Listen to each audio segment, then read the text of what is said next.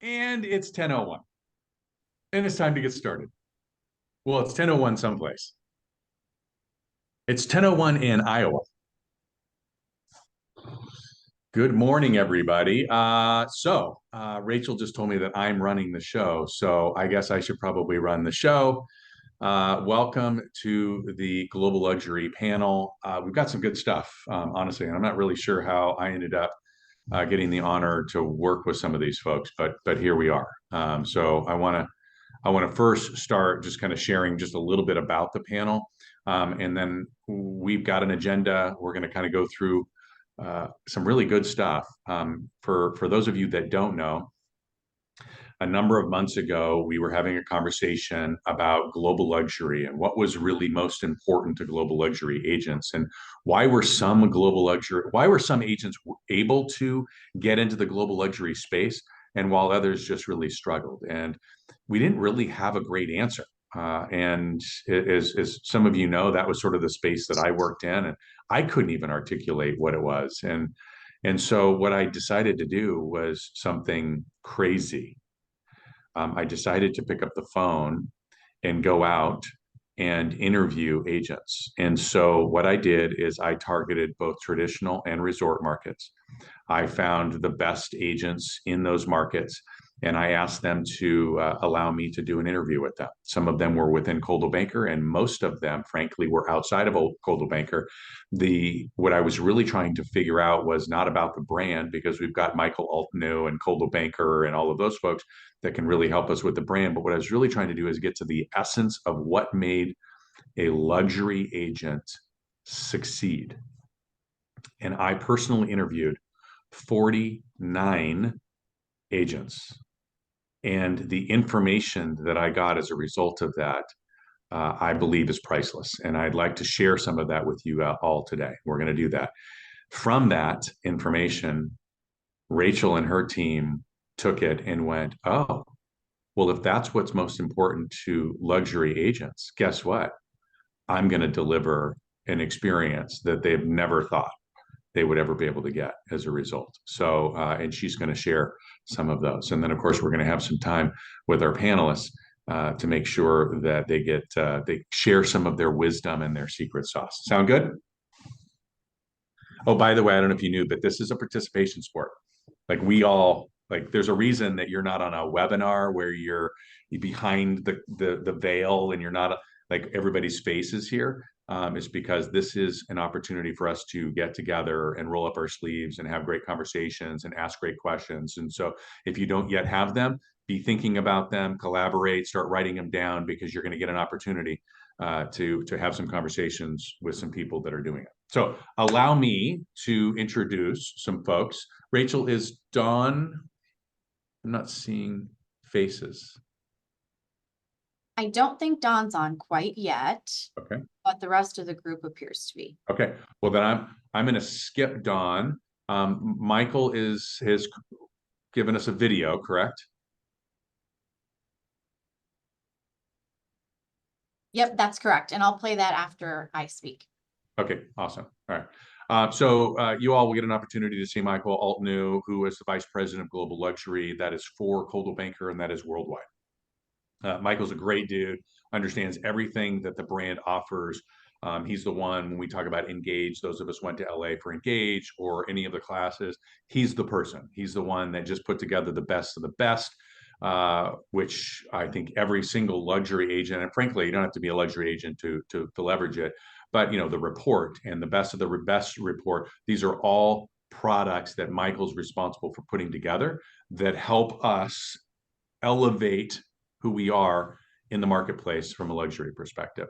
And so I'm excited to have him be part of the organization, but he's a great asset of ours. And he's a friend of Coldwell Banker, distinctive Mid-America. Like he knows all of us. Everybody on the panel knows Michael well. And if you don't know Michael well, you should make a point to know Michael well. And he's very approachable. And you can drop any name that's on this panel and it'll mean something to him. Probably to a lesser degree my name, but anyway, there you have that. So that's Michael. Let's hit Lindsay. We won't hit Lindsay. That sounds like an HR problem, but let's talk about Lindsay LeBrand. Uh, Lindsay, listen, I think Lindsay is one of the greatest human beings. She's got this really interesting background.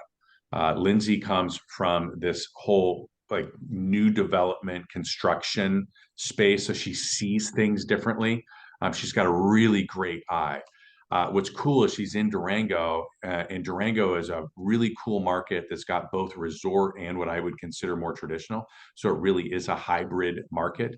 Um, but Lindsay, like, she just exudes luxury, just the way she carries herself. Um, I want to say it's a chip on her shoulder, but it's really not. It's this very humble, calm, courage, strength that she has, and I think you'll know exactly what I'm talking about when you meet her. She has moved into the resale space, and she just has really smart, great conversations with her clients, and she has them with me. So that's Lindsay. You're going to really want to talk to her, especially if you have this interest in the new construction development side. She really gets it. I think you guys have heard me uh, brag about Jen Colson enough, so I'll probably not brag so much. But I'm very proud of this woman. We've been working together for over a decade. We've become very, very close friends. She's a wonderful human being. I think what you'll find is that that's the common theme when you're talking about Coldwell Banker distinctive properties and Mid America and prime properties. We work with incredible human beings. Jen is no exception to that rule. She has been a solid producer. She's taken her career to an entirely different level.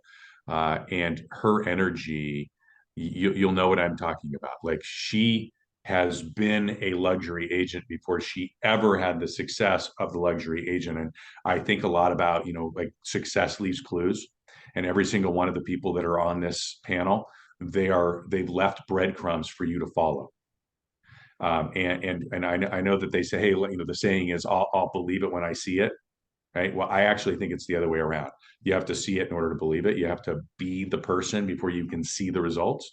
And Jen is a perfect example of that. And I'm hopeful that she's going to share some great things with us in that. She's operating in two markets. So she's really solved the mystery behind how do I live and work in two great markets. Well, she's in Vail, Colorado, which frankly, she's all through the Vail Valley, but she's also doing work in Breckenridge, and she's also in Cabo San Lucas. So she's really solved that. She's the number one agent in our organization this year. Right now, I know the year's not over, but as of this morning, I looked at the data. She's the number one agent in the marketplace, or not in the markets, but in the entire company. And then we've got Jim Jennings. Jim's got decades of experience. I will let him tell you how many decades that is. But I have to tell you, I had a great conversation with Vicki Beveridge this morning. We were talking about why her business is up and why she's having so much success. And it was funny because ultimately what she came down to is, I just keep doing the basic things really, really good. Blocking and tackling, know, like, and trust. She's mastered getting more people to like her. She's mastered having people know her, having more people like her, and then of course she knows her craft really, really well. Jim's an amazing dude, right? Like, this guy is Mr. Telluride. He has been the number one agent in the organization a couple of times. I think most recently was in 2022. And he does the basics at the highest level of anybody I've ever seen, and he is relentless in getting stuff done. And so, he's one of those guys who says, hey, listen, I'm going to do these 4 things this week, and then lo and behold, like, he did them. So that's our panel. And when Dawn gets here, I'll make sure that I properly introduce her. So let's keep it going. All right, here's our agenda. We're going to go through the results of the survey. I am going to speak fast, okay? Because I know there's a lot, like, the survey is awesome, but I know there's a lot of information that we want to get to. Then Rachel's going to take over and talk about the amenities. We'll have a little update from Michael Altanu, and then we're going to get into the panel with questions and answers or comments. So please be writing down your questions, because I want to make sure that you have an opportunity to get answers from these great leaders in the space. All right, I'm not sure. Can we give me control here?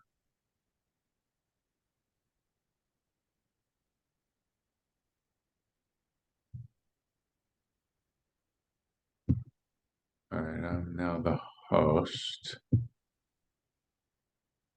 Yeah, it's still not giving me the ability to click on that. So I may just need somebody to click on it. Thank you.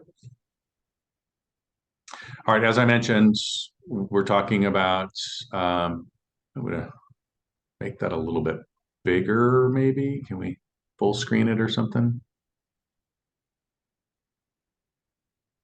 That'll work. Anyway, 49 luxury agents. I went coast to coast, north to south. I did mountains, I did coast, I did it all. I did traditional markets, I did luxury markets, and oops, here we go. And here we go. We can keep going. Thanks. For those of you that have not taken the time to go through this, I really encourage you to get in here, dig in. There's some really, really powerful information. But as I was talking to these folks, these are the words that they were using: lifestyle, sophistication, class, detailed, full service, attentive, strong, calm. These were powerful words that I heard over and over and over from these 49 leaders in the luxury space. It became sort of the go-to phrases for luxury, which I thought was fascinating. Thank you. Thanks. So what we're going to find here is that we've broken this up. So we've got sort of the standard marketing practices of luxury agents. But to understand the premise, every single one, not every single, 93% of the global luxury agents believe that their businesses were built on a foundation of listings. Buyers came as a result. So a lot of what we're talking about here are going to be very, very heavy listing focus. It makes perfect sense, right? And so just from a bare bones basic, this is every single person did this. This was standard operating procedure. This is not outside exceptional, but I'm going to talk about exceptional. But every single one, it's not optional. The absolute highest quality professional photography, period. There was no questions. And by the way, folks, remember, like if I'm talking about JJ and he's talking about $10 million, $20 million, $30 million properties, and I'm talking to Sally who is her global luxury number is 600,000. Like this was a constant in all markets. Video, no longer an option. It's a requirement. High quality in the resort markets, much more so, was lifestyle specific, but it wasn't just the resort markets. In all markets, there was a lifestyle element. Okay. And you can see split into multiple pieces because they were using this professional photo to do their scalable marketing, which was through social media, direct mail, staging, twilight photography, 3D tours, very high end brochures, magazines, both brand and local magazines. We're going to dig in here in just a second on more of those. Keep going, please. Thanks. And then, newspaper, which I just hated to hear, by the way. But lots of newspaper, lots of print in this.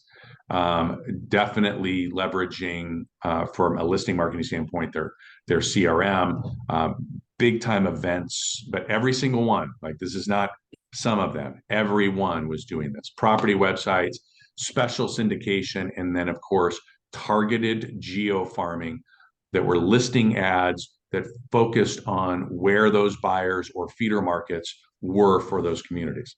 And we heard some really fascinating ways of doing that. So then you kind of get into, well, okay, that's great. That's standard. What were some of the more exceptional, like over the top things that were being done? Because again, if you have a $30 million property, I'm assuming that you want other people that have a $30 million property to remember you when it comes time to list. Or if you're in a market where $1 million is really top of the line, next you want to be able to list all of those $1 million properties. And so what are the exceptionals that were being done? Well, we had agents that were in resort markets that were traveling to feeder markets and attending everything from sales meetings to mixers and doing dinners, et cetera, with the top luxury agents in those feeder markets. Exceptional, right? We heard helicopter tours. We heard the publications being like Architectural Digest, and there's within Coldwell Banker Global Luxury, there's a whole host of different publications that you get huge discounts in. So it'd be like those, but Architectural Digest and Condé Nast were the two big ones. And then the cinematic video. So not different from the high quality photo. This was like making movies. The mindset behind it again was, hey, listen, I'm number one, which I hated to hear this one too, by the way. Number one is to make the seller happy. Great, awesome. Number two is to generate buyer leads. And then number three was to use the marketing as a calling card. As you all know, my teaching is yes, make the seller happy, but the most important thing is to turn one listing into five more listings. And so this might be in the face of what I would teach, but this is what you heard from 49 of the best of the best. And then we get into the marketing spend. This was sort of an interesting deal. Lots of agents don't know how much they should be spending and where they should allocate their money. So this is what the best of the best are doing. Again, success leaves clues. They didn't just start doing this once they had the success. They've been doing this for years, which gave them the success. Okay. All right. So again, they're focusing both. There was a difference, obviously, in the ad spend. On the whole, the average was 11% of the potential GCI is being spent on marketing, but the number in the markets was much higher, 18%. Okay, and down 6 to 8% in traditional markets. So that will help you as you move forward. Listen, almost all of them used transaction software. Okay, so we're talking about CTME, dot loop, CBIQ kind of things. And 70% of them had a transaction coordinator. So they weren't doing their own. I think you'll find with the people that we have on our panel today, they will probably mirror that if I remember their businesses properly. Coaching and networking, 61% have a coach or a part of a mastermind, 54 lead referral networking groups. And I thought it was very interesting that most have a significant lead source is their referral business, if you will, and that networking that they're doing as a significant piece. So 100%, shocker, 100% of them use a zero, 100%. So you can see that. Website, 2/3 use websites from the company that was provided. I thought this was very interesting. We hear a lot about, sort of these high-end websites, Luxury Presence being one of them. Of the 49 top agents that I interviewed, only one of them used Luxury Presence. 37.5 have their own blogged with a B, which I thought was fascinating. Social media was a big chunk, as you can imagine, but I think it was a smaller chunk than I was expecting, to be honest. I would have expected that it would have been closer to the 80-90% of them, but only 42% saw them as a lead source. Now, that could be because they're not leveraging it as a lead source, because each of them, as I went through that, to me, they were fairly prolific on social media. I did my recon before I interviewed them. So I thought that was sort of an interesting deal. You can see here what the most utilized platforms. This was in order, okay? So Instagram, LinkedIn, Facebook, Google My Business, Twitter, and YouTube. I also thought that was interesting. Instagram typically is sort of a lower age demographic. So like when you start thinking about who are the typical client and this is a terrible generalization, but it's a generalization nonetheless. You're talking about an age demographic that really is probably more conducive to Facebook and LinkedIn. So I thought that was interesting. But all of these are really great platforms for generating business. You can see that 99.8% of these folks that are using social media are using paid ads on Meta and Google local service ads. I thought that was fascinating. Only 12% are using YouTube, 13% run ads on radio, television, and other streaming platforms. So very, very cool. Those using social media posted at minimum 2 times per week. And y'all, by the way, some of them are posting multiple times a day.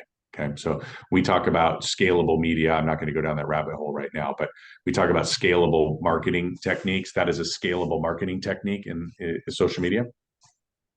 And then, of course, again, there's lots of digital ad online, 18.7% purchase leads from platforms. I think most people think that that's much higher. What I find is that the people that are buying leads on platforms are dealing at a much lower price point, and they're trying to do volume, not quality, like it's quantity over quality. And we all know an agent in our marketplace that does a gazillion transactions, and they're a Zillow, truly a realtor, et cetera, type deal. And once you look at the I'll call it the P&L, you start to realize very quickly that that's a really tough business. And the luxury and resort market agents, that just wasn't their jam. They wanted to deliver very high level experiences. So it was quality over quantity. Right. All right, we can keep. Well, let's talk about this. So SEM, on the SEM front, I thought it was very interesting that those that were using search engine marketing, okay, these are paid ads, were spending on average $2,500 per month. I think that was significantly more than I was expecting, and yet that was a really really powerful place for them to generate business.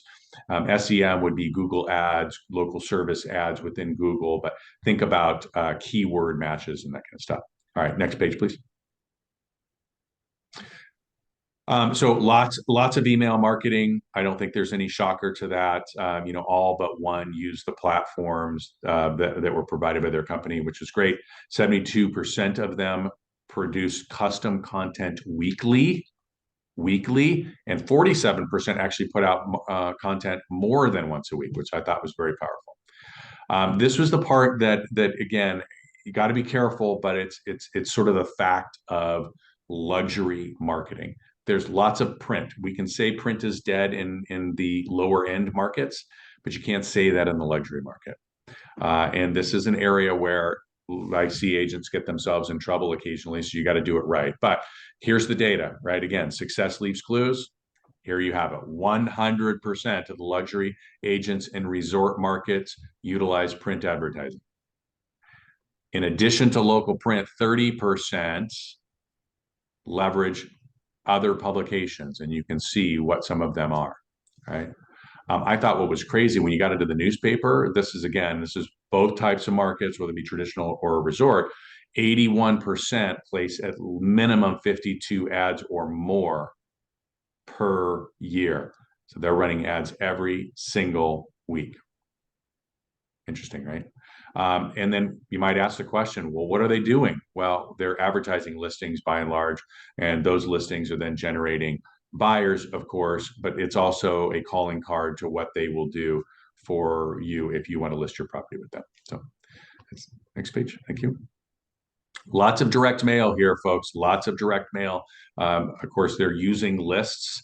You got to create the list. You got to build the list. This is not just a local neighborhood direct mail that we're talking about, but lots of direct mail. So that was very powerful. 2 pieces a month. Only 21% were doing 2 pieces a month. 50% of them at least one per month. Right? And you can see postcards, letters, and personal notes were the soup du jour. Lots of events. Like that's the one thing that I think I got a lot out of people. They were bougie. I think when we get Dawn on the call, she'll talk about how her events really have solidified her brand, and so utilizing these events really meant something. It gave an opportunity, obviously, for people to connect, but I think the vibe and the energy that's created as a result of that. So client events, etc. All right, you can see a bunch of things that are there. So thank you. Obviously, custom listing presentations was almost a non-negotiable. 80% of the folks were doing it. 100%, folks, listen, 100% of the agents that I surveyed believe that their marketing offering was the differentiator in everything that they did, which was fascinating. But they had a level of belief in what they were doing that was really, it was inspiring. How's that? It was inspiring. 50% of the agents surveyed were doing the marketing themselves. 47 believe that their brokerage offers something that helps them in the luxury space. And again, there's more stats. I thought was interesting. 6% of the agents that I surveyed said they wanted a better CRM. These are folks that were very, very focused on just getting stuff done, not trying to find areas that were broken. They were trying to find areas they could do even better. And then my last was feeder markets.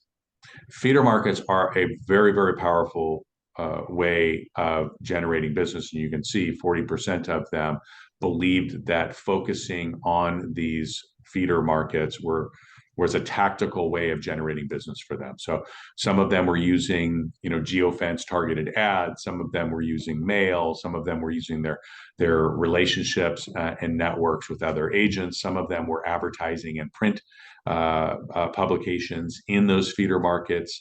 It was pretty amazing. Some of them were doing the old fashioned, just picking up the phone and having a call.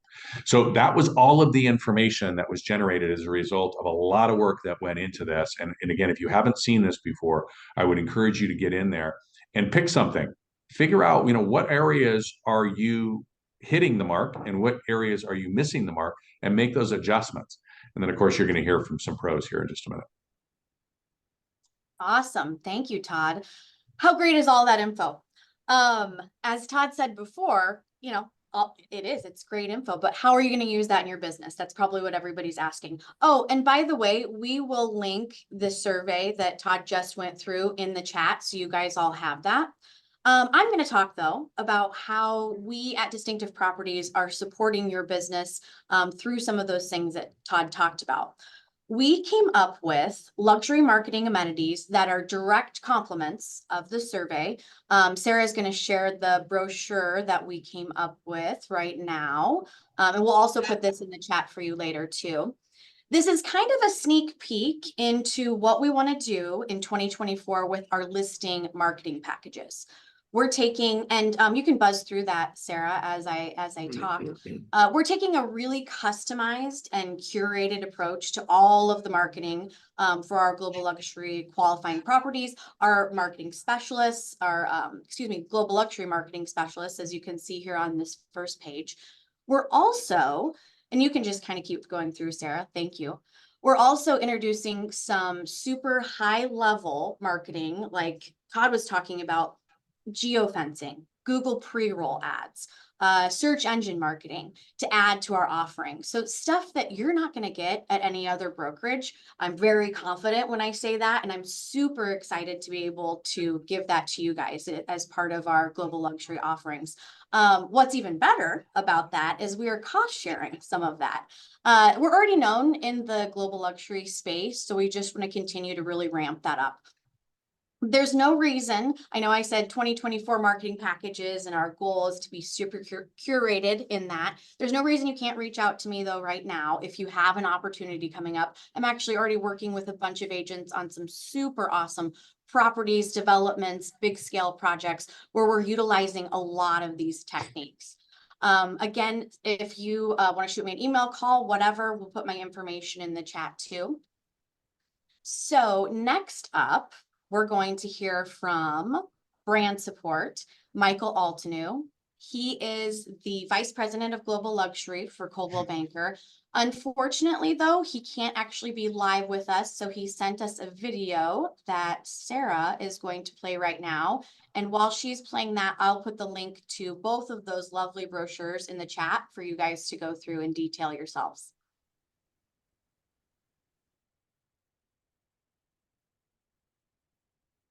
Hey everyone, it's Michael Altenew. I'm sorry I can't be there with you today. I am under the weather. Best to get through this. But I wanted to give you some updates as to things going on in global luxury. The first is you probably saw we put out something called Best of the Best. And you're thinking, what Is that just mine that's got the reverb, or is that everybody? I sent you a All survey. right, we gotta stop that because nobody can hear it. Things that go into a luxury home. Your products that you ranked. You go ahead and stop it. Were important. We took that and created a shoppable guide called Best of the Best, which is really an incredible consumer-facing piece. And Can you all hear me? Yes, Sarah, can you stop the video? Share it with your clients and your Thank you. Yeah, it's all echoey. So if we want to fix the audio, that's great. Otherwise, we can just move on, and we'll send the video out to everybody. Yeah. I think that's what it probably is the mic. Okay. All right. Awesome. All right. So are we on to our panel? Yep, let's do it. Okay. Awesome. All right, everybody. So get your questions ready. Can somebody please pin Don, Lindsay, Jen, and Jim, please? Thank you. Get your questions ready. I want to see them. Right. So put them in the chat. Send them. Or I'm going to have you unmute yourself and ask the questions yourselves. You don't need me asking questions for you. But I do have some questions for them, obviously. And did I see Dawn join us? I'm here. Hi, Dawn. All right, well, let Dawn. I didn't introduce you, so I'm going to go ahead and get you introduced here. So, folks, Dawn McKenna is the leader of the owner, if you will, of the Dawn McKenna Group. And I probably have her markets wrong, and I'm sure she's probably got more. But at best I could tell, she's obviously in the Illinois, Chicago, et cetera. She's in Wisconsin. She's in Michigan. She's in Florida. She's recently launched in Utah. Y'all, she's got the number 4 team, if I've got the numbers correct, in the country. And I'm not talking about Coldwell Banker. I'm talking about the number 4 team of all brokerages. And the one thing I can tell you is that when Dawn and her team walk into a room, you know she's there before she's there. So we're going to talk a little bit about how that is and how she's been able to generate leads, build a team, build a brand that is outside of just one immediate market. I've already introduced you to Lindsay and Jennifer and Jim. Y'all, good morning, and thanks for being here. Pleasure. Thanks for having us. Of course. Lindsay, you want to do a sound check? I'm here. Good morning. JJ, you there, buddy? Yes, I am. All right. So first things first, who's got more snow? Not me. So there we go. Thank you. All right. So I want to, well, who wants to answer the question first? How did you go and how did you make the decision to be a luxury agent versus just a regular sales professional? I'll take it. Hi, I'm Dawn. I'm 55. I moved here in my hometown, and this is like the little dot of a town. It's called Hinsdale. And when you think of like the luxury suburbs of Chicago, you probably more think of Lake Forest or Winnetka because they're all along the lake. I live in a town that doesn't have water, but is price per square foot the highest in Illinois, believe it or not. And so I'm from the south side of Chicago. My husband's dad was a fireman. My dad was a school teacher. And I just wanted to live in a place that had the best schools, like virtually no crime, and I picked Hinsdale. And what I would say is I kind of lived the luxury life, even though I didn't have, a $15 million house. I got out there in the community with my kids, and I was at the baseball games. And the funny thing is, I was an interior designer before I was a realtor. And I will say, like, it was more decorator. I wasn't like a licensed ASID, purveyor. I just had a great eye. I loved fashion. So like, I would be the kind of person that would be like at TJ Maxx, like, you guys, YSL is here. You got to get over here. I was always like a big sharer. And that is really kind of one of the things that led me to this, because what happened was, I'll tell you a little bit. I would love to say I was so strategic. And I will say, like, in the last 7 years of my career, I've been very strategic. So in 2003, my husband's a lawyer. I was a stay-at-home mom. My kids were 8, 6, 4, and 2. And I wanted to buy this $22,000 couch from Holly Hunt, because at the time I was decorating, but like I could have like done Todd's kids' room and I would have got a handbag by the end of the year. It's not like I was like grossly like participating in our family, in income structure. So anyway, I would go to the mart and I saw this this sofa. And by the way, I still have it. It's in my basement. Of course, my kids would take IKEA over it, but whatever. I really wanted this. And my husband was like, you should get your license. Like we've flipped some houses, the real estate community, you have an eye for this. Like, maybe go get your license. The truth was, and I've never even told anybody this, but I'll tell you this. I was pregnant with my 5th baby and I lost that baby. This is the truth. And so I always say, like, my 5th angel has like really like helped and encouraged me to do something like this. So he was trying to say, hey, get out there, get busy, otherwise you're going to spin. So I got my license in 5 days. And what happened was I was passionate about real estate and brands and styles and fashion and decor. So I would be at a baseball game. Like I got my license in 5 days, and like I was at a baseball game. Okay. And it was a rain out. For all of you guys that know baseball, it's like watching paint dry. And then there's a rain out and you're like, holy cannoli, we're going to be here for 15 hours. So I looked at my watch and I was like, oh my God, there's 2 awesome houses on tour. And all these baseball moms came with me. That's the truth. And so all those baseball moms, there were like 6 of them, they're all clients of mine. Because what happened was I was passionate. I'm like, you guys, I'm not sitting here for 2 hours. Let's grab a coffee. I'm going to go see these 2 houses that I've been dying to see. They're like, wait, we want to go. We want to go. So we went. And then I was like, look at how she did this. This is so cool. And she, live plants make a difference or whatever. And it kind of exploded. So I guess the long and short of the answer is I lived the lifestyle. I was passionate about the lifestyle. And I was excited to add value and show them, but it was all like genuine. It wasn't like, oh my gosh, I want to get her because her husband's in private equity. And if she comes with me, I'm going to strategically sell this house. By the way, I did sell that house to one of the baseball players. Of course you did. Of course you did. Yes. Yeah. I love it. Thanks, Don. JJ, what about you, buddy? I just sort of landed in a luxury market. It was luxury when I moved here. So, and I apologize, I've got a little cold right now. I think you can hear that. But yeah, Telluride was luxury from 1987 when I arrived here. Oh. So it was easy. It was easy. Yeah. Just outlast everybody else, right? Jen, talk to us. Why luxury? What got you there? First, good morning to all of our Coldwell Banker Distinctive Property Prime and Mid-America agents, family members, and Dawn also.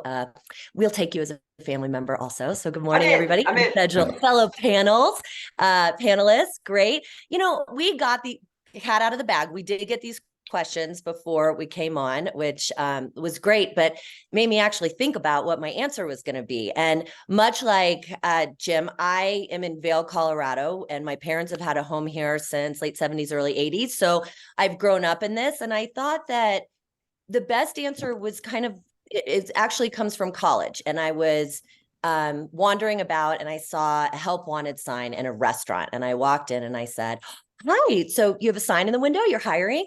And the guy looked at me up and down and he said, do you have any fine dining experience? And I said, honey, I have been dining fine my entire life. And he hired me. I had no fine dining experience. He hired me. He trained me to be a fine dining waitress. It was a great job. But I think that is the attitude I've always had. This is just the life I live. This is what I sell. If you are wanting the best, come to me and I'll make it happen for you. And we'll find you the best for you. And I think that's different for everybody. And a big part of what I do is that people come and they say, this is what I want. I want to be in Vail Village. I want ski in, ski out. And I say, okay. And we look around and then I say, now will you give me 3 hours to show you what I actually think you want? Because listening is such a critical component to this business, in that when I hear what they want, it's not always what they think they want, especially if all they've ever done is gone to Vail Village. And we have an entire county of awesome properties here, might not be where you actually want to be in the long run or where you belong. So I hope that answers the question kind of a little bit. I love it. I love it. Lindsay, how about you? How'd you end up being a luxury agent versus? Good question. Jen, like you said, we were preparing for these questions. We got a little heads up, but Dawn, you inspired me to share a story that I was not planning on sharing, but I essentially, I moved to Durango. It was 16 years ago. Similar experience. I moved here. It was a tough market. I had previously worked at a private golf community as a bartender. I found a job at a luxury or high-end restaurant near a private development in Durango. And so for 3 months, I was their night manager. I waited on tables, was a bartender, and the vice president of a private development and community here in Durango came in and brought their clients in, and something went wrong with their dinner. I went over, talked to them, made everything right. I was hired a job for sales and marketing admin.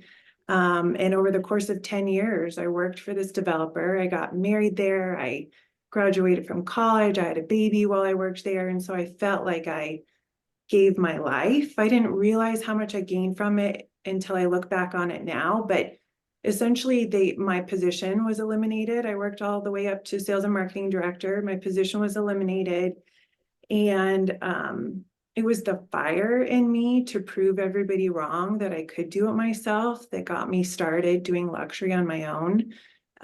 That experience fueled my business. A lot of my resales started in that community, but I've expanded it to all across Southwest Colorado now. Love it. Beautiful. Well, one of the things that we learned, right? Well, I guess there's two things, right? I started off by talking about the saying is, I'll believe it when I see it. And I don't believe that, pun intended. What I believe is that it's the other way around. You have to believe it and you will see it. You have to be that person before you see the outcome of those people. And I think one of the things that I hear a lot about from agents is, well, gosh, I'm just not sure I can work in that space. And I think it was Henry Ford that said, whether you believe you can or can't, you're right. Yeah. I'd like to tap in just for a second. I know this is not one of the questions that was on your list, but it just got me thinking about it. From a mindset perspective, like, what makes you special? Why you? How is it that you had this belief that you could work in a luxury space? Because I know your all stories. Nobody on this call had a silver spoon. Well, maybe one of you maybe could have, but he didn't do it. Right? He didn't give you the spoon. But like, I know how hard you guys have fought to be who you are. Why you? And Jen, can we start with you? Sure, absolutely. For me, I am relentless. Number one, no one is going to keep me down. And for me, it had a lot to do with providing for my children. A lot of people know I am a fully 100% single mom. There's zero support from their dad at all. I've had my youngest since she was a year and a half on my own and raised my girls. And I was driven to make sure they had a lifestyle as good or better than mine, which is saying a lot because my dad worked really hard to provide us with an incredible lifestyle. However, cat out of the bag again, I'm the silver spoon potential from Todd. My dad's not interested. I mean, I did not pay for my college. Okay, I was really blessed with that, but that's it. After education was done, he said, good luck, figure it out. And, for me, I'm the first woman in my family to work. My girls have 9 aunts. Not one of them has a job. It's not something that's normally done. So for me, I was used to being around this, and I always want to deliver incredible service. I have been a manager in a distinctive properties office, and I always love we are here to change lives. And that is I always want to make everybody's life better that I touch, no matter if it's with real estate, their personal life, whatever it is. I just want to make it better for them. And so I think that me consistently always listening and seeing how I can fix the problem. I'm a people pleaser and I'm a problem fixer. So for me, it's just constant taking it and never saying no. I just took everything I could and tried to make the most of it.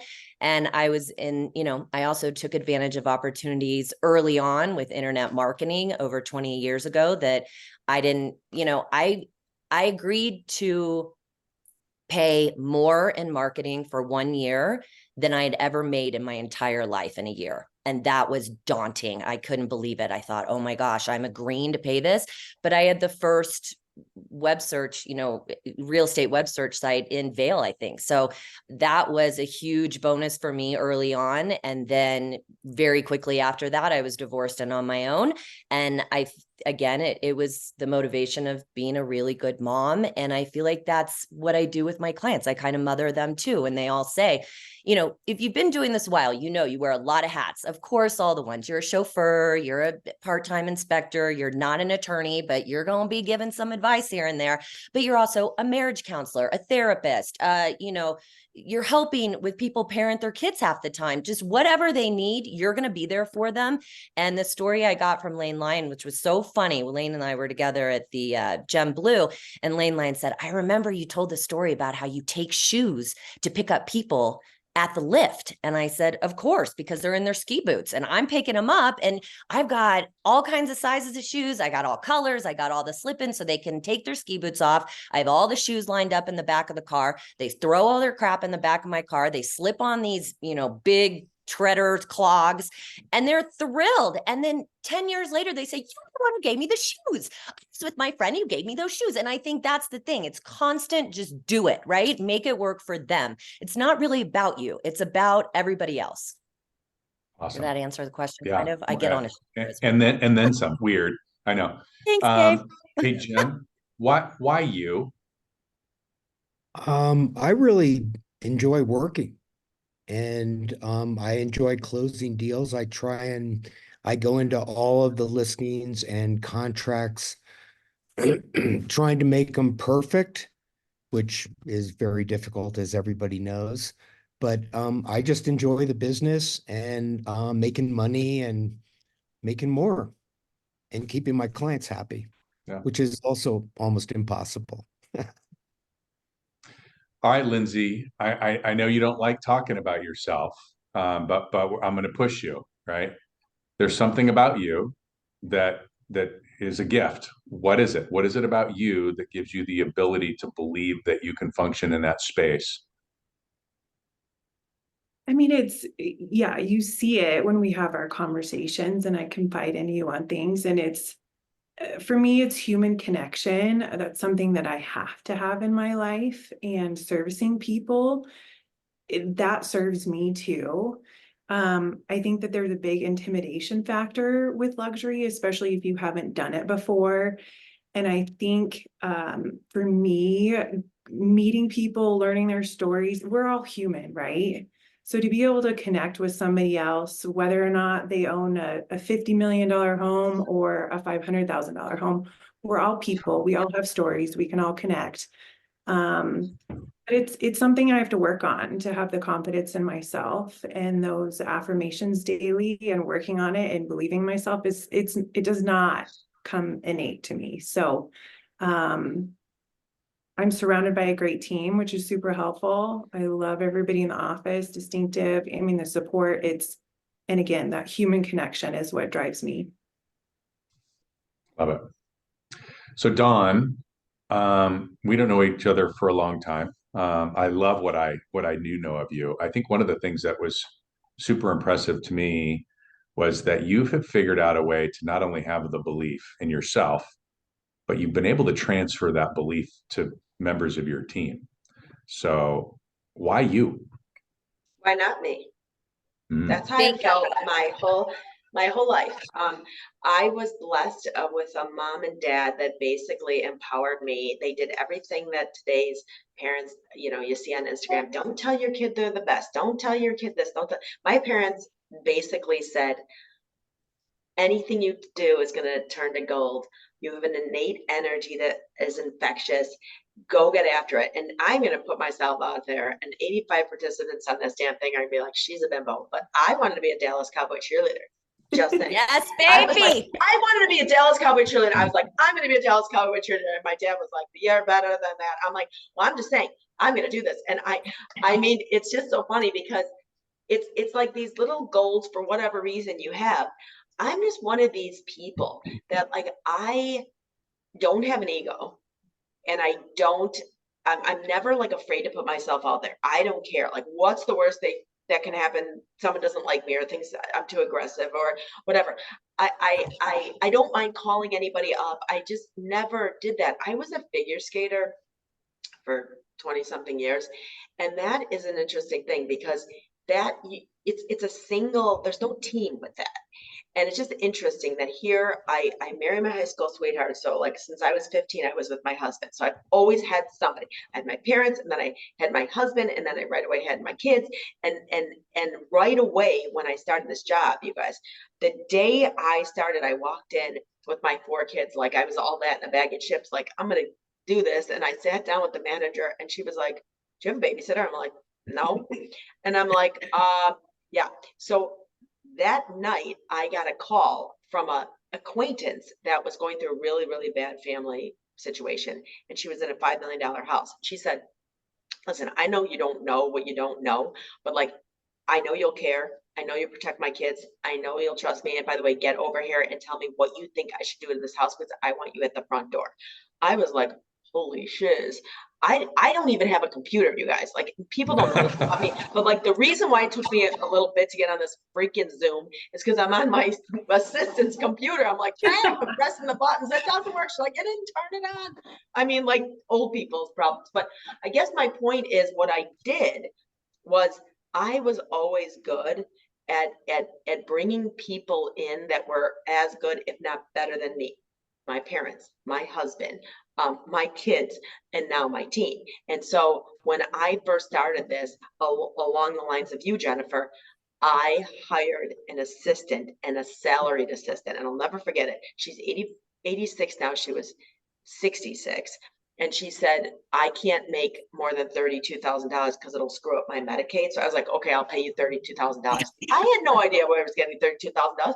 But in my head, I was thinking, okay, if I sell this $5 million house, 2.5%, I can just use that to pay her. And by the way, can you put this in? Can you put this in?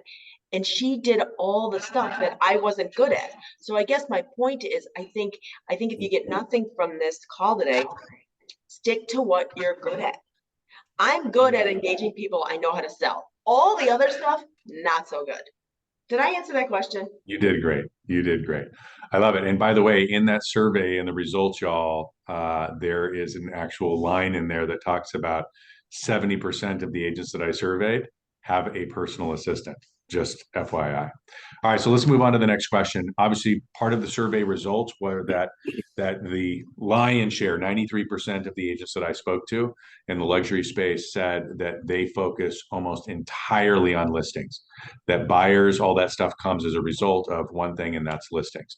So I'd love for each of you to sort of share a little bit about what is it that makes you special? Why are people listing properties with you? And Jim, I'd like to start with you.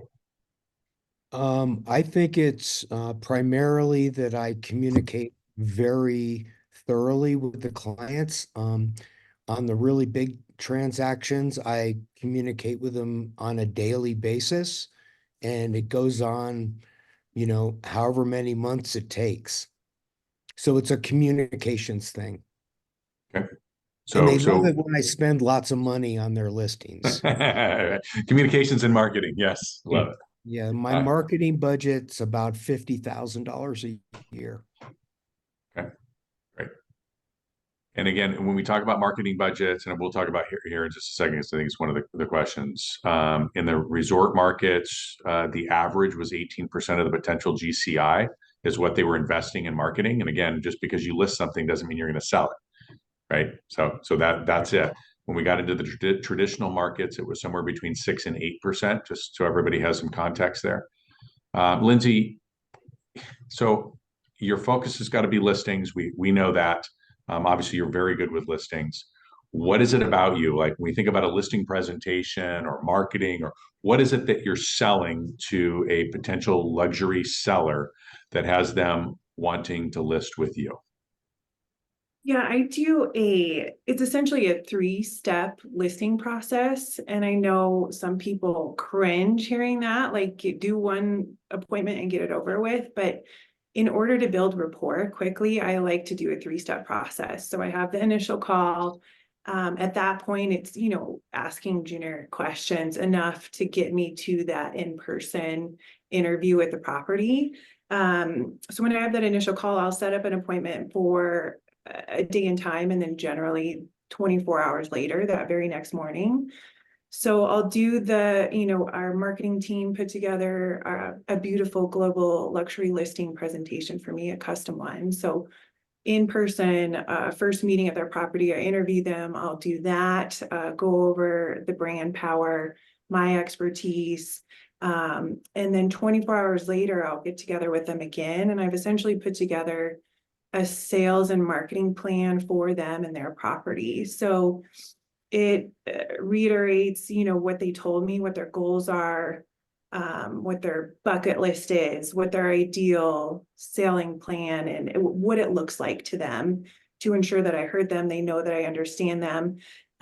It's a SWOT analysis on the property, essentially. It's what objectives we might have to overcome, who our buyer is, what our target market is, how we're going to reach them. And then I put a calendar together so they can see from doing the listing photos and video to launch to listing and events to the ideal closing date. And I think, that 3-step process, you've built the relationship, you understand what the pressure and the pain points are. They get the feeling that they care, that you care about them.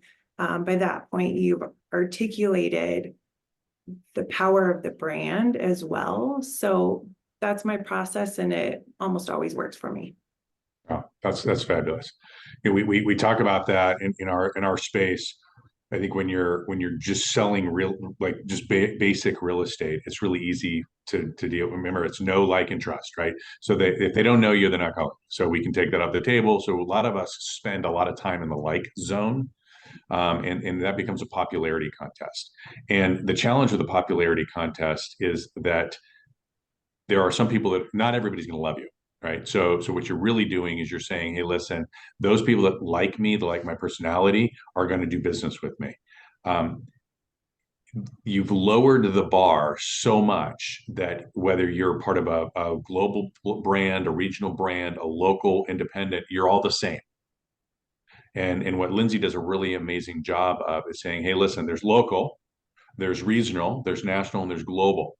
And let me explain to you how I check all of those boxes. So regardless of whether or not you like Lindsay or not, and of course you're going to love Lindsay, but regardless of whether or not you like her or not, you're going to trust that she can get the job done. And I really love how she does that whole deal. So Don, I want to go to you.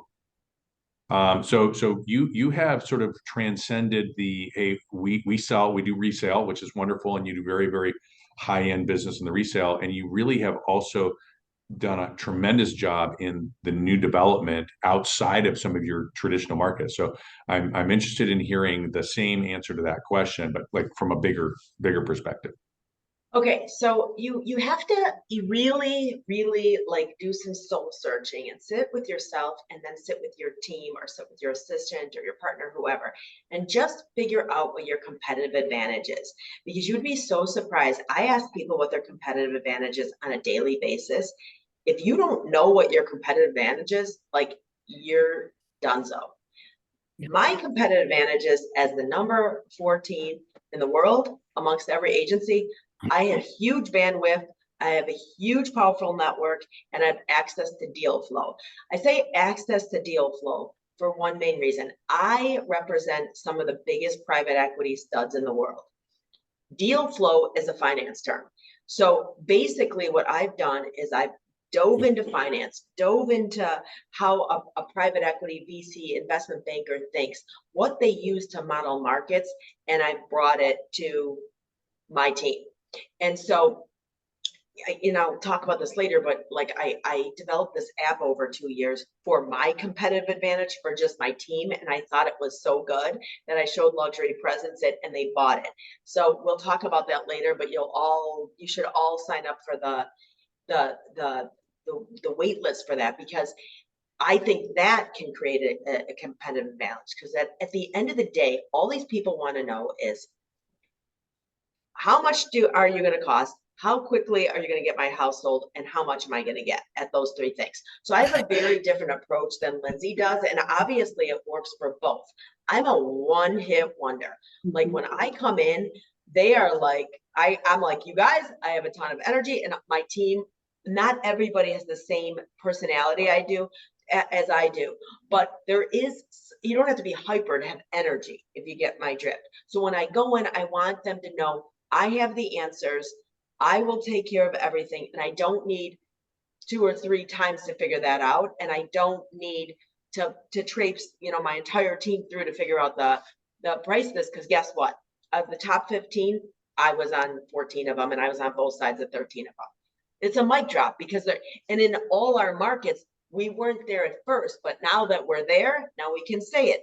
But a lot of it is, I think, figuring out what makes you different. Like, for instance, Lindsay, she's more methodical. She knows what her competitive advantage is. She's extremely careful. She's extremely methodical, and little things do matter. So that's what she probably would say. You know what I'm saying? So I just think some of this is, I'm going to say here, and I hope you're not upset with me, Todd, but like, if you guys want to get into luxury and you want to kill it, like, if you don't have listings, you're done. So, and with all this going on with the NAR and all this commission thing, like, the tip of the spear are going to be who has the most listings. It's just the fact. So in order to get those listings, you will get buyers for them. But if you don't have recognition on the internet, so in other words, if you Google me and you're like Dawn McKenna, and there's like, recent sales 2, that's a problem. And so I just think that my competitive advantage, to answer your question, was I have reach and a powerful network. I could call anybody basically in the world. They'll take my call and I will present to them. But I also did something that would help me get these listings, both resale, by having the new construction, because I have a development arm and then I have a resale arm. So I can clearly say, listen, your price per square foot is $864. Did you know I have a development that hasn't hit the market yet at $712? So how are we going to take yours and trump that? Let me show you how, if that makes sense to you guys. Yeah, that's awesome. So product knowledge and speaking from an authority is powerful. Wait, one more thing. You guys can use each other's deal flow. So like, obviously, yes. I mean, when you're doing 800 million, you have huge deal flow, but those of you that aren't, you can use your offices, like Jennifer's office or Lindsay's office or Jim's office. You can get together and say, we as an office have access to deal flow. We want to outperform the market with you. Let us show, this is my friend Jim, and he'll take my call any time of the day. And he just sold the 2 others on your house. I'll bring him in too and let him know about the listing, and we'll all work together. Like, there's ways to do it, you guys, that, you're not just stumped because you don't have what other people have.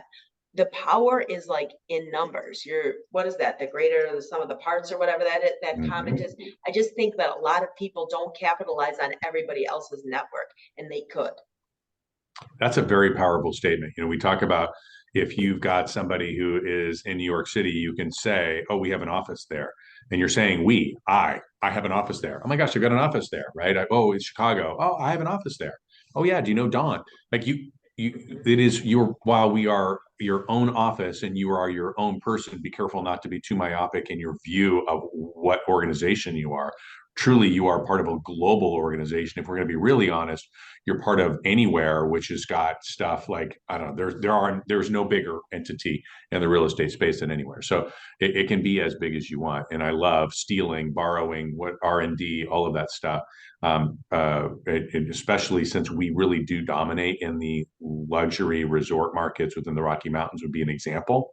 But also, the Midwest and Kansas City and Iowa. And yeah, good stuff. Good stuff. All right, Jennifer, answer the question.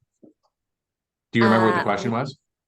Repeat the question. So, I mean, we've had a lot of amazing answers and information here. I want to try and stay on topic. I knew you did. All right. So it's a listing business, right? It's a listing business. Why are people listing their property with you?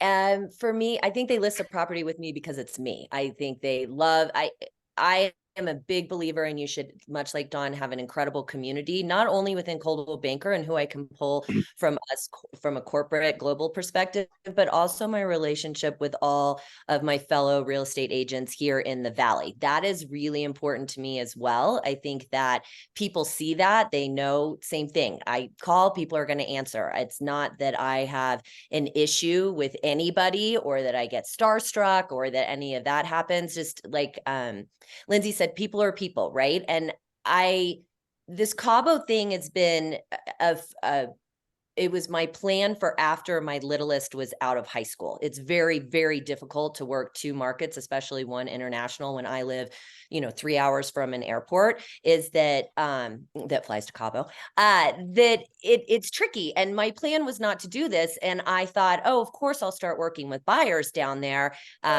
And that is not what's happened. My last 2 deals down there were listings, and I have a big listing presentation coming up this Christmas. I'm going to be down there, and I've had the people call. It was my biggest sale. They were my buyers here for my biggest sale ever in my career this summer. And they called and said, we co-own this with somebody pretty famous, and was like, we'd like to just tell them you're going to do the listing. So will you just go by there? They don't even want to see a listing presentation. They really don't. For me, they don't want any of it. They want me. That's who they want. They want me to come. They want my energy. They know I am hardcore and that I will make it happen. If I say I'll do it, it's going to get done. And product knowledge and knowing the area. I think being an expert in your area is always important. And to me, that's everything. That's where do you go to the swimming pool in the winter? Where do you play golf? And where is the best place to get dinner and a massage? And who's going to do your nails? And it's all the personal stuff. And they call me. I get calls from people I've never even heard of or text, and they say, hi, so-and-so, quote, this is somebody I sold a house to 14 years ago. And sure, they get my Christmas cards, and sure, I reach out to them, but they still own their house and they haven't turned it over, and we're still friends. But they told me you could help with babysitters. These people's children are in college. Like they have some other friend that's called. And of course, I'm the go-to for babysitters. And let me tell you, my babysitter crew here, they love me, and they send clients to me too, right? Because they know, hey, she cares about our 1-year-old and I said, you don't want a high school baby. Who are you babysitting? I'm asking how old are the kids? Let's see what's going to be the best fit for you. Do you want someone who'll take them skiing? Do you need someone who'll sit at home? Do you want a registered nurse?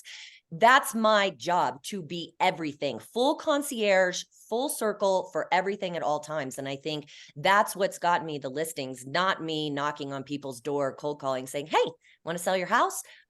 It's typically people calling me saying, we want you to sell our house. Tell us what we need to do, which I know that's been a thorn in your side, Todd, because I love working with buyers. So the listings has been, I think a lot of us do, right? I mean, it's very gratifying to be able to find a home for somebody. Like, it's very gratifying, but obviously to control the market, you got to control the listings.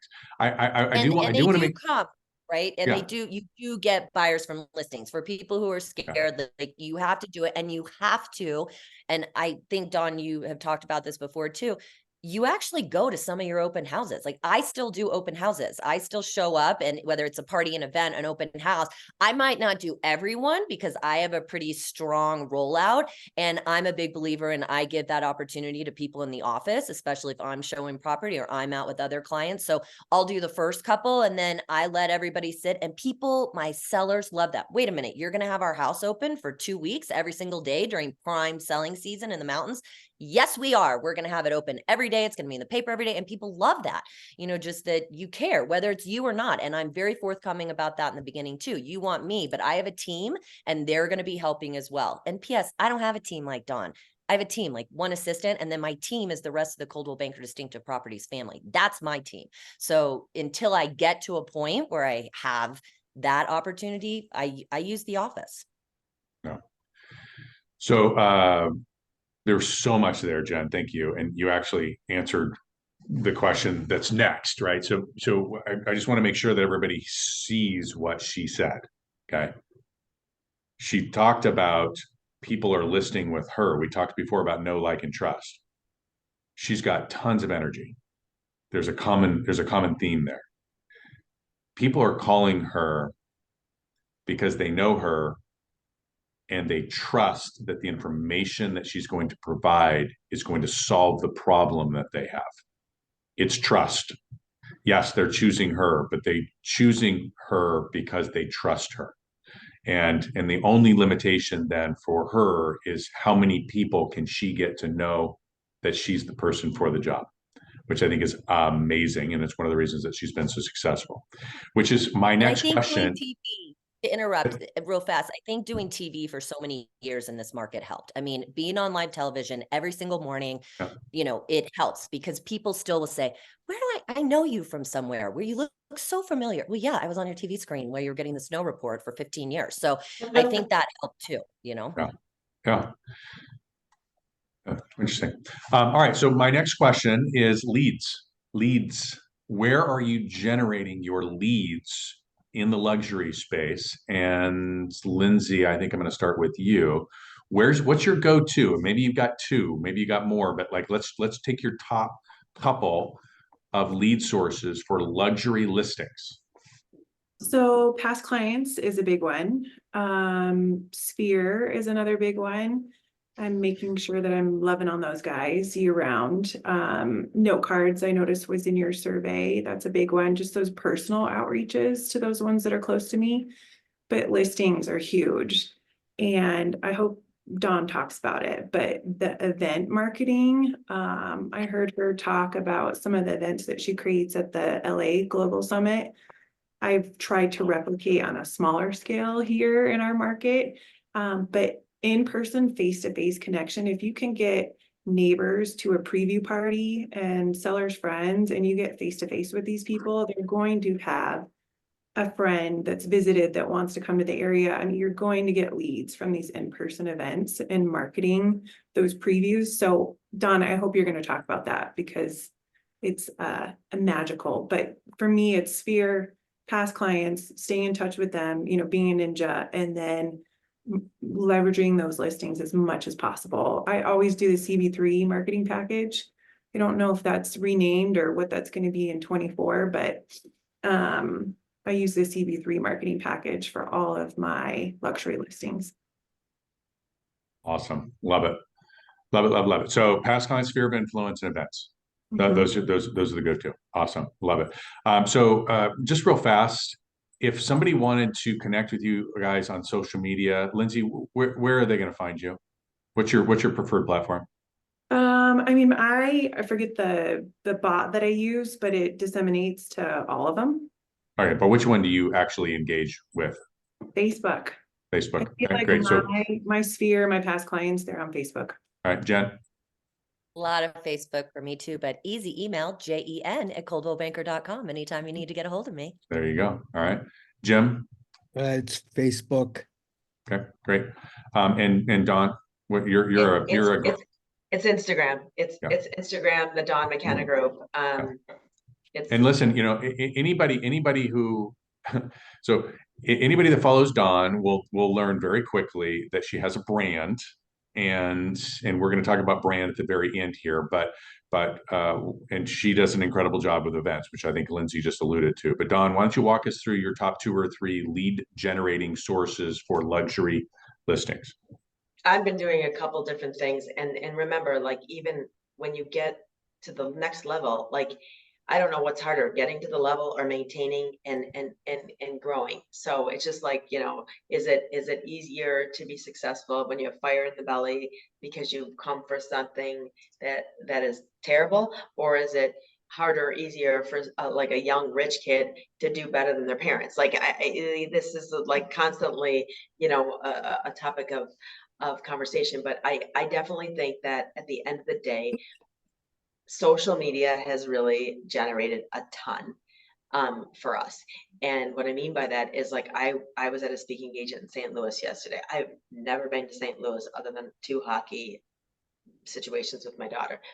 And 2 people came up to me in the airport and were like, wait, are you Dawn McKenna? I follow you. I'm like, oh my gosh, hi. I mean, random, and they're going to buy in Naples. Like, so I would tell you this, if you do nothing, like, Facebook's great. And when we do the same thing we do on Instagram is Facebook, but the Instagram is so quick and it's so easy and it's so cheap, and you can almost do anything between the story and the a single post, and you would not believe how many houses I've sold off that through their kids. Their kids will say, Mom, did you see Mrs. McKenna has this? Or, oh my gosh, she just opened in Park City. Did you see this? Like, oh my God, the distillery. You cannot believe how many new followers I got that day. And they're all Deer Valley, Park City, they're in Toohey, they're whatever. And I just think that it took me a while, because at 55 years old, I was like, heck no, I don't want all this gibberish. And I didn't, oh, I look fat in that dress or whatever it was, or I need makeup on, or I don't like the way my hair looks. I don't even care anymore. I don't care, whatever. It is me. And the funny thing is, when you look at the analytics, the ones that perform the best are all natural. There's a reason why everybody in the world's gravitating to like documentaries, docu-series, reality TV, because it's approachable. So I think that that's a really good way for you to hype up your local markets and your local people.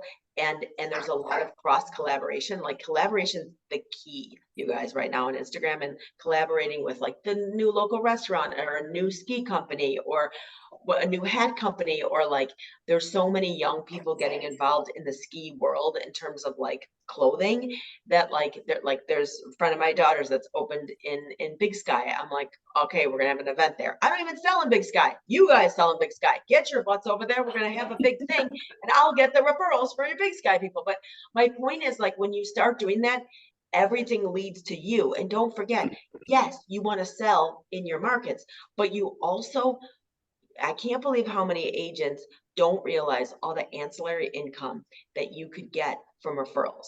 I have somebody from Minnesota, you guys, that we paid $377,000 to this year, just shooting footballs to us. Like, and those people are selling, because if they're buying a big house in Park City or Naples or wherever, they're most likely downsizing on their own house. So it's like a twofer. So I would say social media. The other thing that Lindsay was talking about is, if I didn't do this job, I wouldn't be an event planner. I love entertaining people. Any of you come to my house, I will never let you see it when it's like not perfectly clean, the music's on, something's on the stove that smells good, and there's good music. I just feel like creating experience disarms people and makes people do things they would normally not do because they're comfortable. And so I did, Lindsay, you might be talking about this, that really, really generated a ton of business for me. So it was an event that I had at my house. That's another weird thing. I don't know what it is with realtors. Nobody wants to show these people their own house. It's like every house I do is like better than the next, because I want them to know, I know what you're going through. I've bought and sold 17 different houses. It's a PIA. We all know that, but like, let's do it together. I can relate. So I have a lot of events at my house, and I make my team members have events at their houses. And it's to show that like we are investing and doubling down in your market as well. But we had this event right after COVID, and because for 2 years they weren't getting together. So I had this huge event, invited 300 people to my house, and hoped that only 100 would show up. But remember, the invite, even if they don't show up, they realize, oh, she's having something else. It's not for nothing. So I had this event where I had this like beautiful party, and I just said, listen, you guys didn't get to meet your neighbors. For all the people that I placed during the pandemic, I'd really like to host you guys and you can meet together. Okay. So we did all that. Then I had cars pick up at the end, and I said, and guess what? I invited all the potential buyers that were coming out. And so I said, and guess what? I have a surprise for you. For all that you could stay, I have private inventory, again, private reserve, deal flow. I have 5 houses that have never been on the market that said we can come through and you guys can kind of take a look, and they'll be coming soon in 2024. And we had like 5 houses, and they were like, oh my God, because everybody's nosy about real estate. And I sold all those houses. I got so many buyers from it. They just wanted to be a part of it. So I mean, that party was like $5,000. It was the best. I mean, I made that day. So it's a pain. But you know what you can do too? Hook up with like local designers, local wealth managers, your local lenders, and say, hey, do you want to set off offset the cost with this, because it's good for them too. Don't think it's all on you. I did that for like 15 years, and I'm like, what in the world am I doing? You can get some of this offset with the help of these other vendors that you're promoting as well. Brilliant. I love the scarcity. 5 homes that have never been. Jen, talk to me. Leads, baby. Top couple leads for me, past clients, sphere, and really my family and friends. The people who trust me the most send me the most. And a lot of my parents' friends They live in gated golf course communities. In Cabo, I only do gated golf course communities, period, because I just don't know the rest of the inventory. But much like Dawn said, people, if they need a house and they don't have a real estate agent in that market that they're already very closely connected to, they're calling me first, regardless of where they're selling anywhere in the world. And they're saying, how should I do this? Who should I talk to? What should I do? And that's been awesome for me. I've done a really big referral business always, since I started that website, actually, back in 2004, or 3, I guess, that it's referrals for me for 100%. Yeah, you do an incredible job. Jim? It's referrals, marketing, mailings, and then I have a rental properties, and one of my clients that I rented in my house a few years ago has done about $30 million worth of closings with me. Not So- amazing. Awesome. So Yeah. it's rentals too. I get Beautiful. a lot. Can I say something, Jim, about those rentals? I forgot to tell you guys this, and this is something that you guys might think of. I don't think anybody has done this.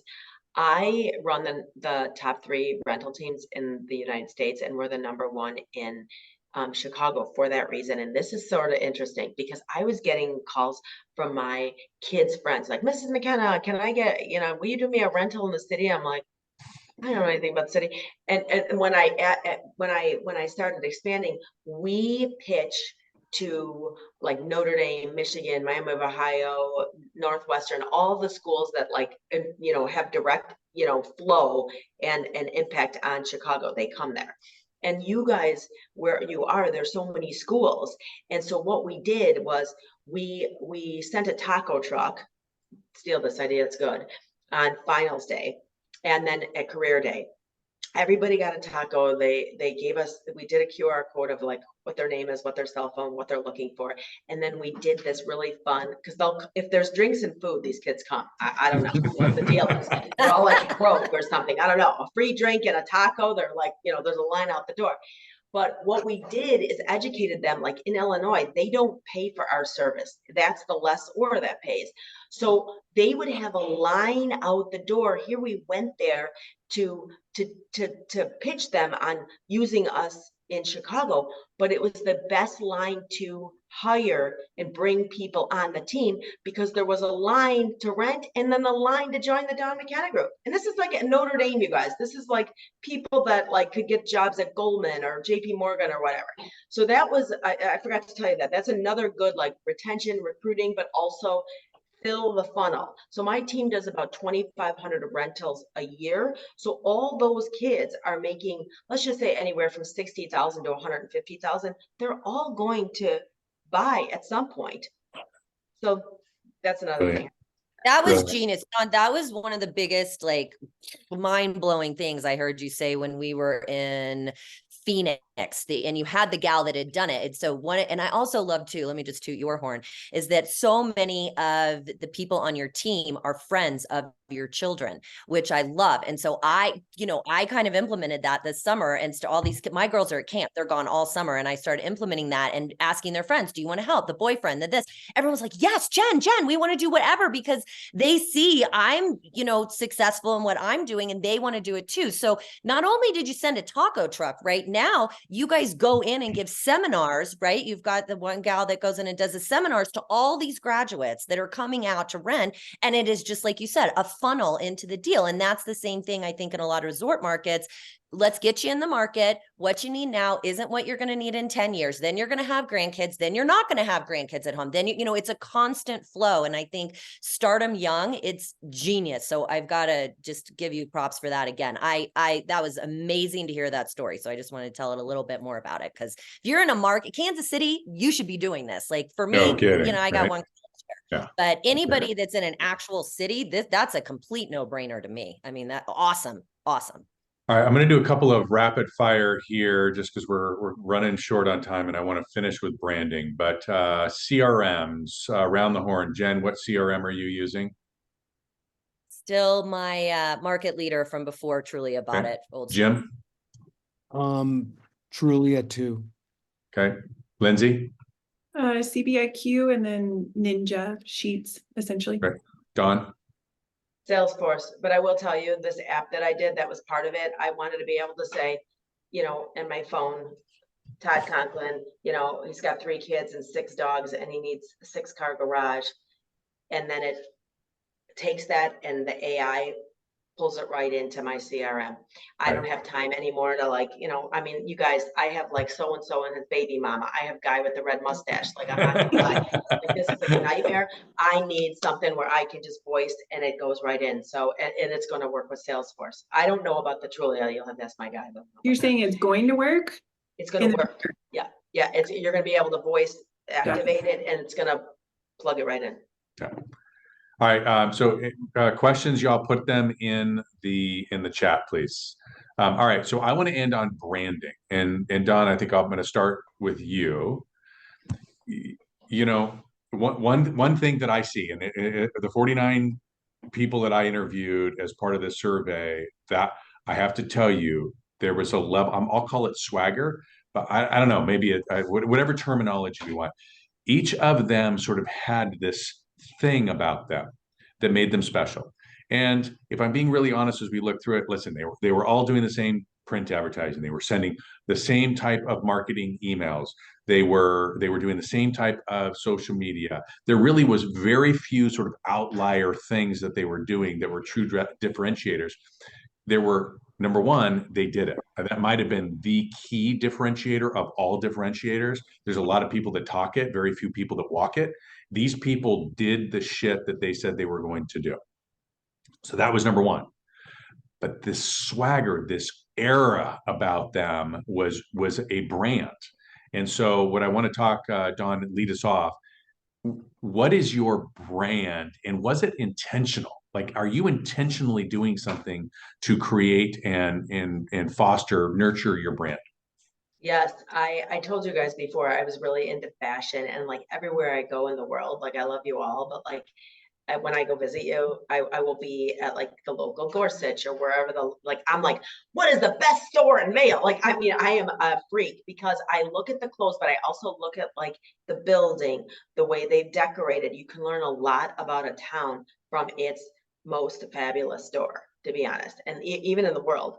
And so what I wanted was I didn't look at anybody else's stuff. I promise you, I have never copied anybody. And I specifically didn't start like looking at other people's, I've never seen something in real estate that I was very compelling to my brand. So I always said like, I want to be like, if Dior married Goldman Sachs, DMG was their baby. Okay. And what I did, and you're going to see a new logo from me. I'm just doing a new logo because so many people are copying my logo. It's so annoying. It's great.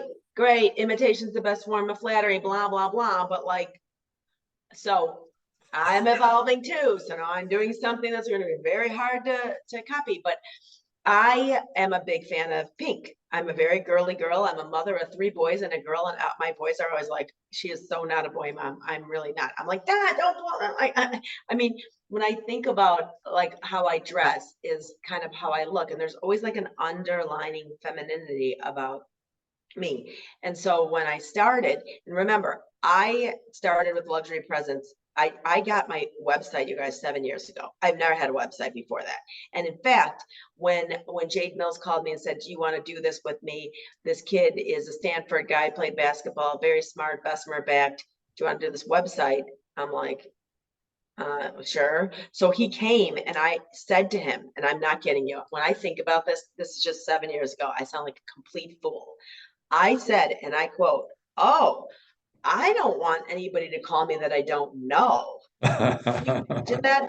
So what I did was I signed up with him and I said, I want a pink undertone. That's like my color. It's very me. I don't care. That's what I want to do. And he was like, that doesn't like translate well online. I was like, I don't care.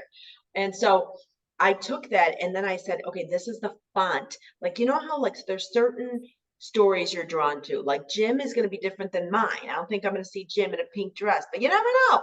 Maybe I will. I don't know. But I'm just saying, like, we all have a different style. And I kind of went and consistently drew from that style. So when you look at my print, when you look at social media, when you look at any of my events, when you look at my listings, they all kind of are very consistent. And I would say one thing, when you get on these calls, I do it myself. Like, I'm like, oh, I'm gonna implement that.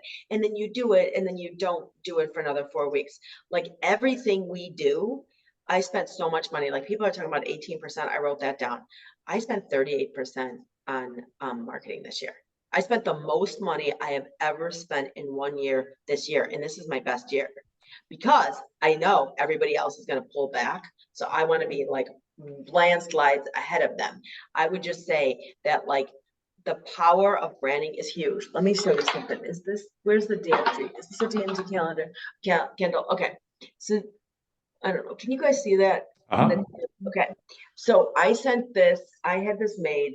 It smells so good. I think it was like 38 bucks. I'll find out. But like I had private label. It's very clean, chic. You guys, I could make money off this candle on how many people are. Can I have another candle? Can I have another candle? Like it was little things that I did that were like consistent or like, let me show you this. Okay. You see this thing? It's a DMG sweatshirt. It's so cozy on the inside. So all my team members wear it. And now people are like, hey, I want that sweatshirt. Or like I did a DMG tennis skirt. Like you just have to be thinking like whatever you do, if you want to be in luxury, it can't be cheesy. It's got to look like here, like even this belly band. I'm trying to show you. Like, can you guys see this? I don't know if you can see this belly band thing. It's a piece of paper around and it's got my logo. Like every little thing is branded in here. Look at this is my assistant. Just I feel like but like my cups at open houses, like they're all consistent. It costs a lot of money, but everybody in the world has heard of the Dawn McKenna Group. Whether or not they use me, maybe not, but like most of them do because they're like, if this girl's spending so much on branding, just imagine what she can do for my house. Love it. Thank you. Jen, branding, intentional?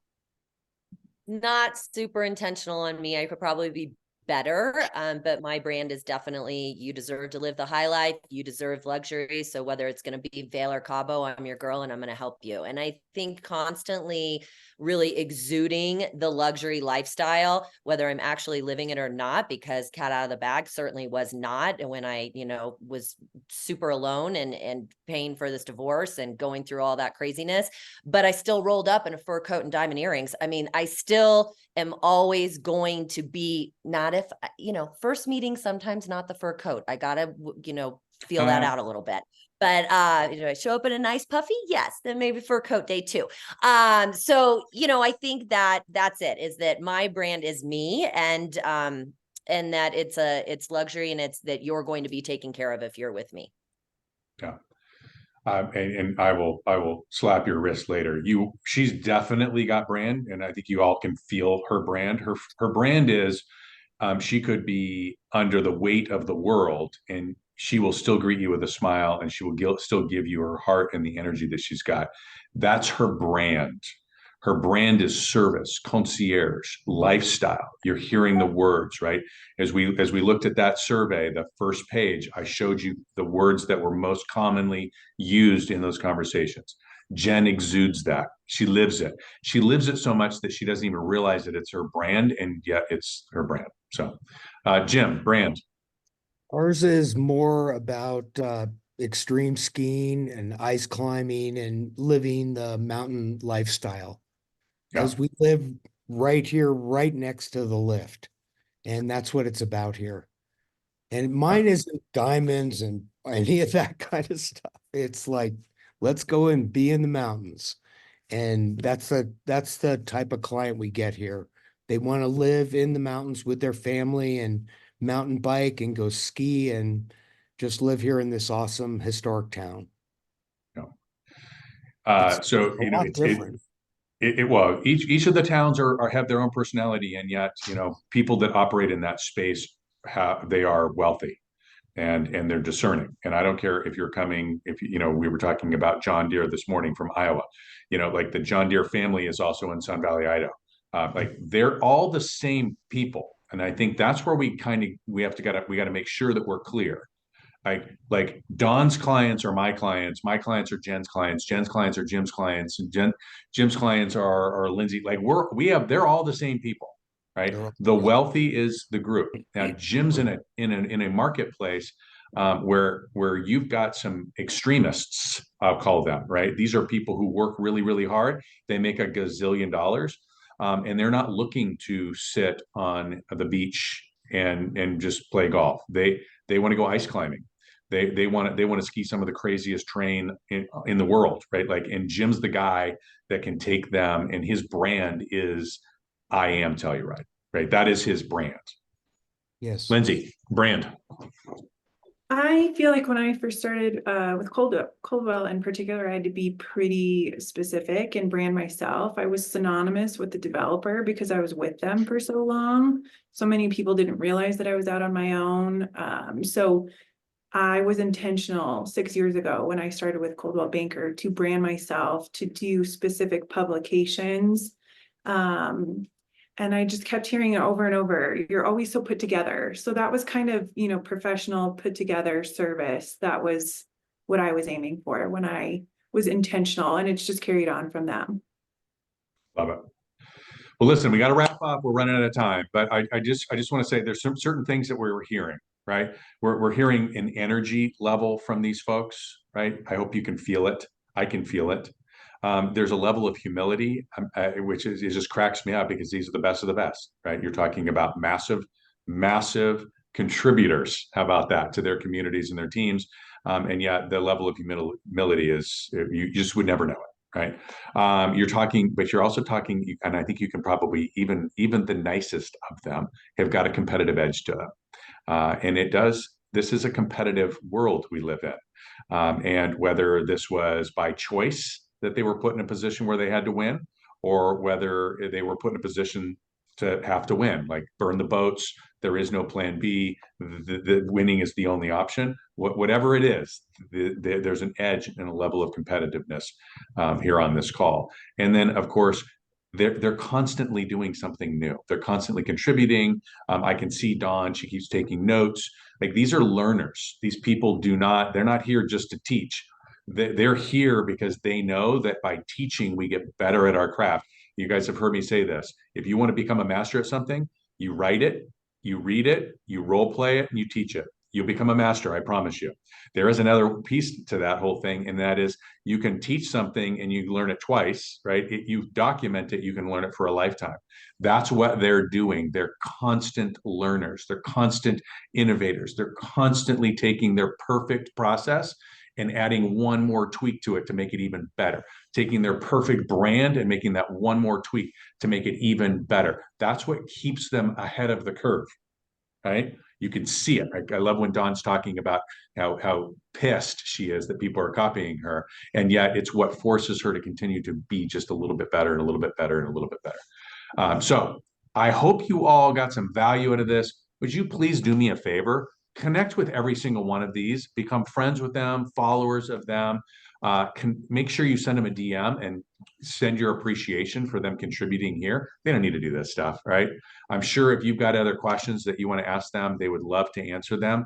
But you got to start building these networks, got to start building these communities of other people that when they think of Naples, Florida, they think of Don. When they think of Vail, Colorado, they think of Jen. Cabo, they think of Jen. When they think of Telluride, they go, oh, I got to call JJ, right? When they think of Durango, they're going to call Lindsay LeBrand. You've got to build those, and it's through your contribution that you best build those networks.